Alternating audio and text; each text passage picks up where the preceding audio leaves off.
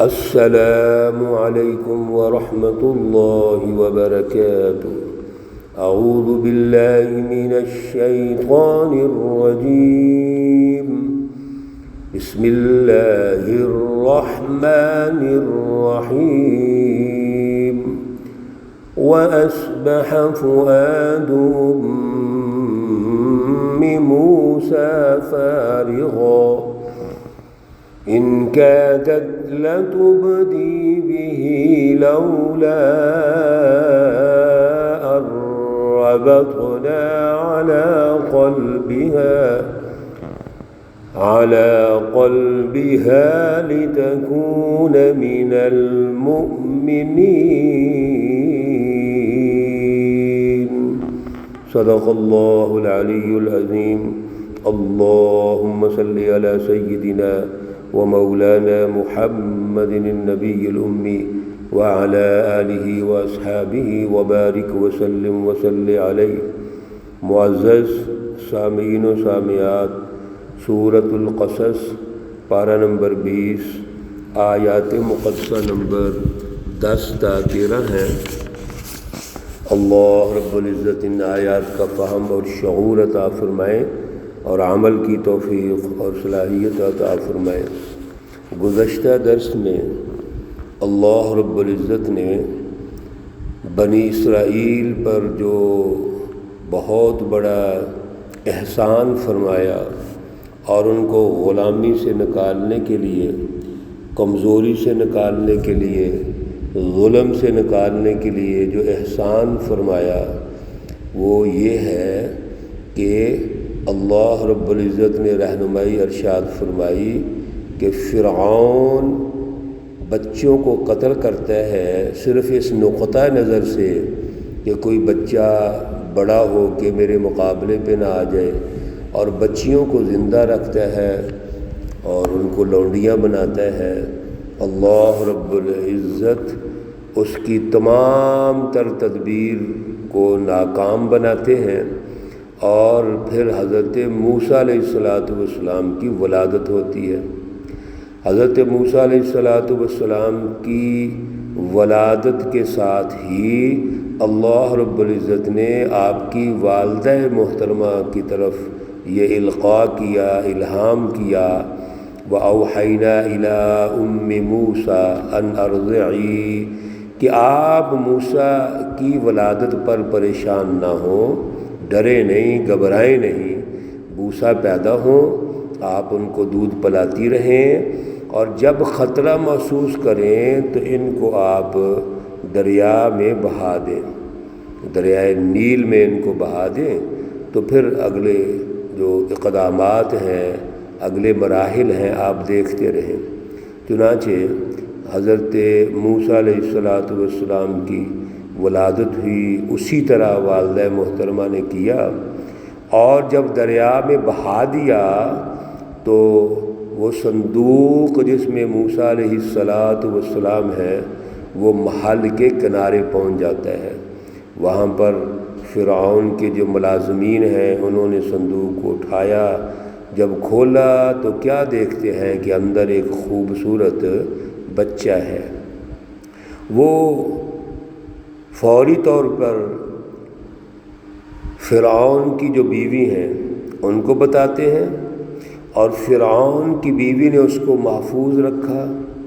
فرعون سے یہ درخواست کی کہ اس کو قتل نہیں کرنا، اس کو ہم اپنا بیٹا بنا لیں گے۔ فرعون مان گیا۔ اللہ رب العزت کی اس تدبیر کا یہ دوسرا مرحلہ ہے۔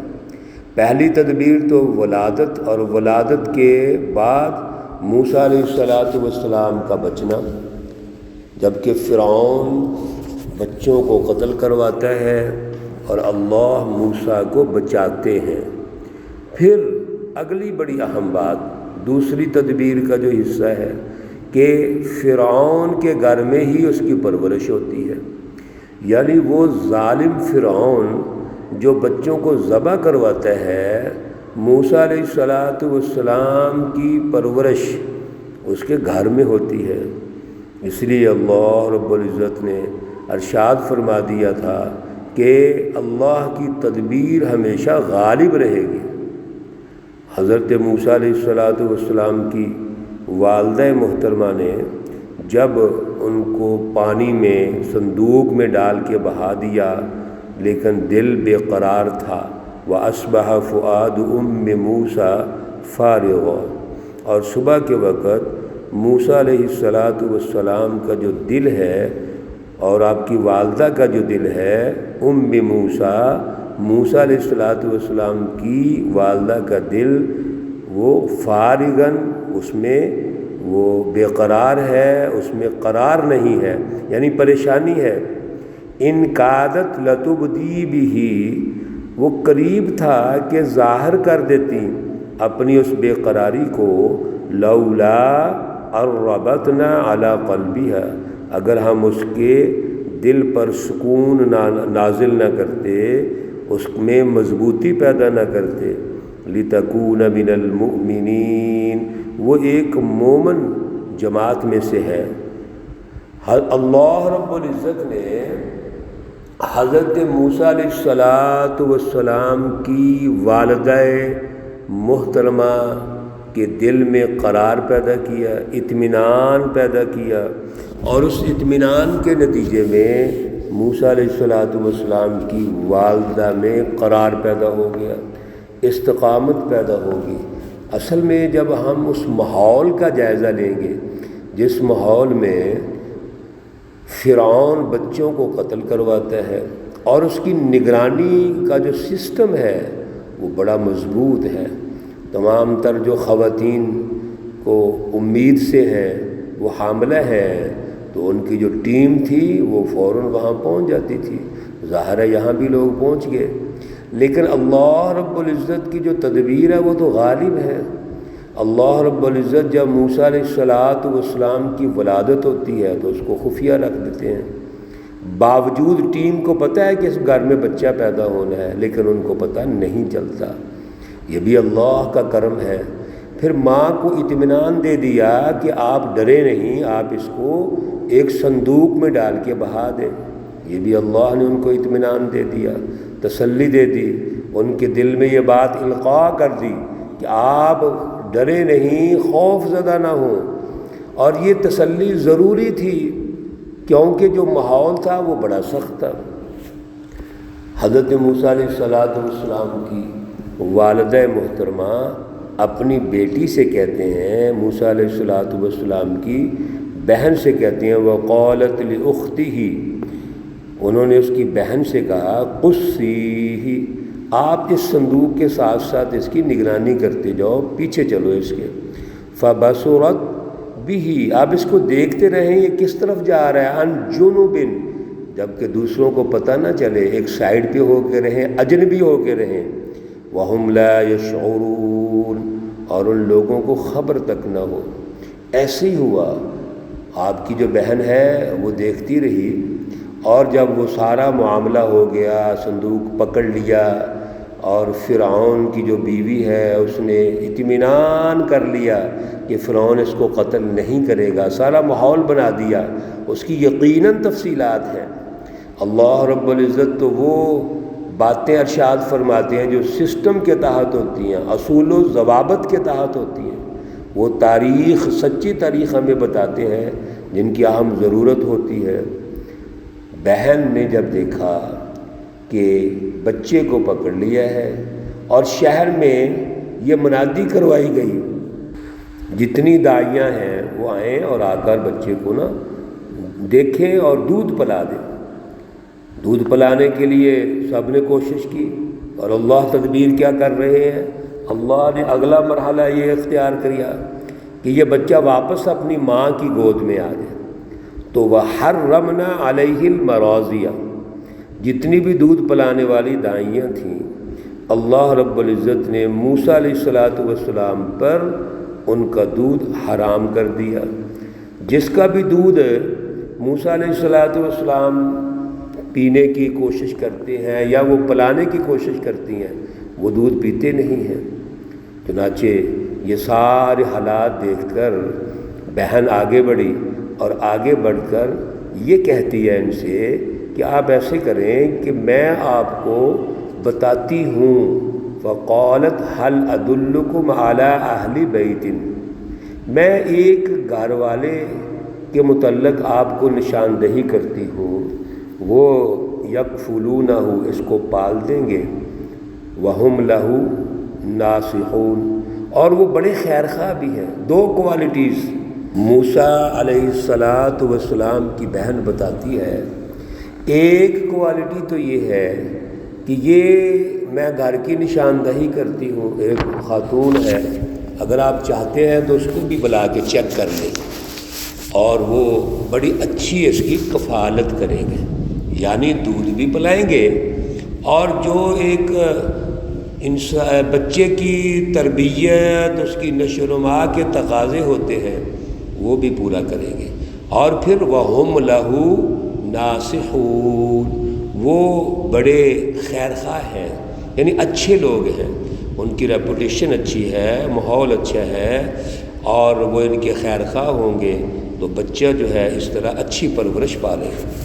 فَرَدَدْنَاهُ إِلَىٰ أُمِّهِ، جب یہ سارا واقعہ پیش آ گیا، موسیٰ علیہ السلام کی والدہ تشریف لائیں، اور جب موسیٰ علیہ السلام کو انہوں نے دودھ پلانا چاہا تو انہوں نے دودھ پینا شروع کر دیا، اور یہ بہت بڑی خوشخبری تھی اس محل کے لیے، خصوصاً فرعون کی بیوی کے لیے۔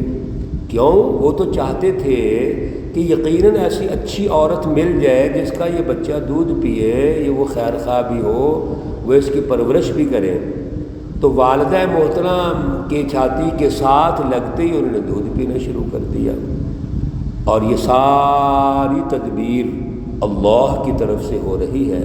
فَرَدَدْنَاهُ إِلَىٰ أُمِّهِ، بس ہم نے اس کو واپس پہنچا دیا اس کی والدہ کے پاس، موسیٰ علیہ السلام کی والدہ کے پاس، کئی تقر عینها، تاکہ ان کی آنکھیں ٹھنڈی ہو جائیں۔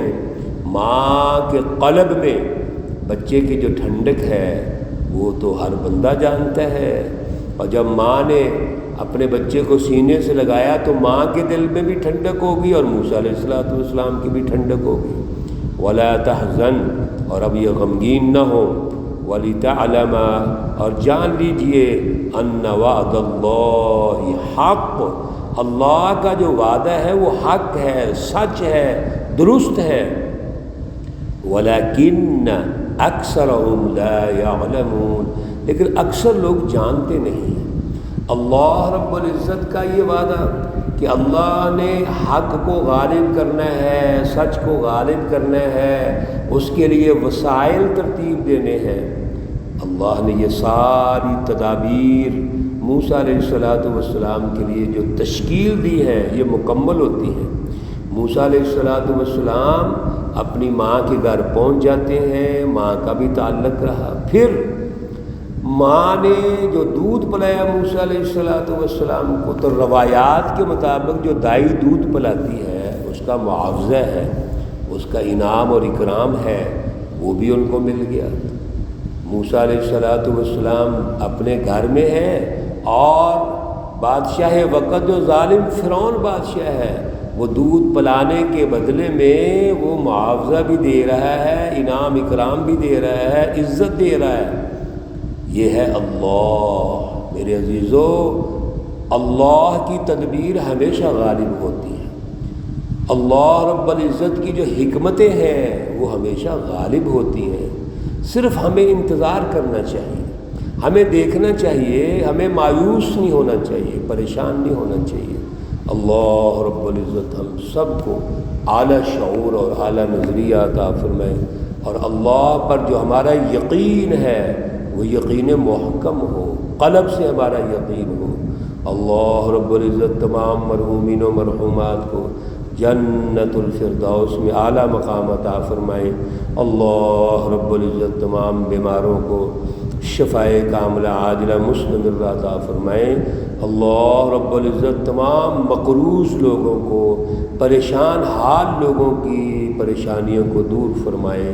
ربنا تقبل منا انك انت السميع العليم وتب علينا انك انت التواب الرحيم वसल्लल्लाहु ताला अला नबील उम्मी मुहम्मद व अला आलिहि व अस्हाबिहि अजमईन बिरहमतिक या अरहमर राहिमीन।